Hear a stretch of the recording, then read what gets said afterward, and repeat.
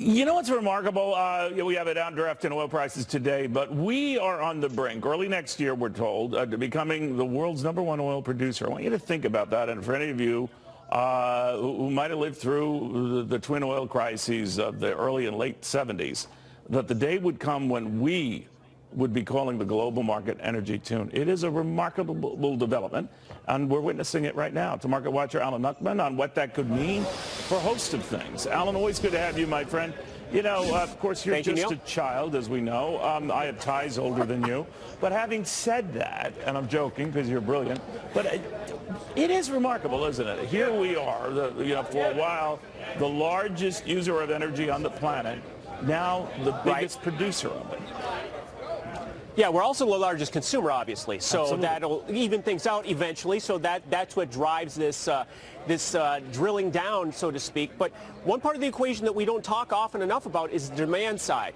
And you're seeing global growth, so that's good for us because we're able to export overseas. So that sucks up some of the demand, and you're also seeing the global markets stabilize and move higher. So that could be very positive for the overall wealth effect, and that'll cause more demand for oil as industrial nations and emerging nations continue to grow and grow.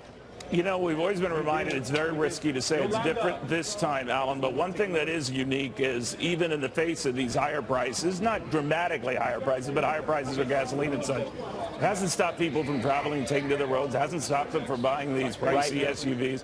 So it hasn't had the behavior correction it normally does. What do you make of that? Well, I hear from the old timers, they used to talk about crude oil at $10 a barrel. Now, I wasn't there for that time, but let's just go back to the last financial crisis and so forth. And, you know, you saw some people pulling back on their spending, but we had oil back up to $125 a barrel. We're just the halfway point of the drop from that high that we saw. So we've recovered, but I think you're seeing, like I said, the overall wealth effect. People are feeling a little bit more comfortable with their finances, and they're not afraid to spend their money as much as they may have been a few years ago. So they're doing the things they enjoy, and America is a driving country, and we get out there, we drive, we use a lot of energy. So it's interesting to talk about what's happening here in the United States. Yes, we're drilling a lot and we're getting a lot of production, but we are having some bottlenecks that they're going to have to fight through because they're unable to get the product to market efficiently. Now that will correct itself over time, right. But we're always one price shock potential away from a bounce in oil prices around the world. There's a lot of instability, so any of these other producers may not produce as much as we do. That can this dynamic is very much on edge. So any disruption anywhere in the world can drive prices higher at any time.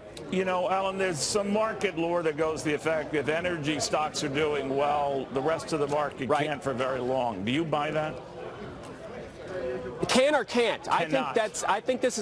I'm thinking that this is a catalyst here, and we've seen this in the market in general. To get back to the bigger picture, a lot of things have happened, and we're not going to get into the discussion about what's been happening in the last 6 months, but that could have been instability to the markets, but the markets have shaken them off one more time. We're at 2,800 in the S&P, ready to break out one more time. So I think part of that catalyst is these energy stocks that have not participated in the rally in the last couple of years have now stabilized and moved higher. So again, in relative terms, they've recovered, but I don't look at them as market leaders like they were a few years ago. We're not in any danger of getting to $100 a barrel tomorrow or by the end of the year. So I don't think it's going to hurt the markets overall, but I like where we stand from a macro standpoint.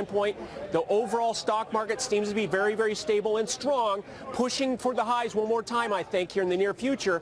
And you're seeing the energy stocks participate, which is a very healthy sign as well. Alan Nuckman, always a pleasure, my friend. Thank you very much. Thank you. All right, let's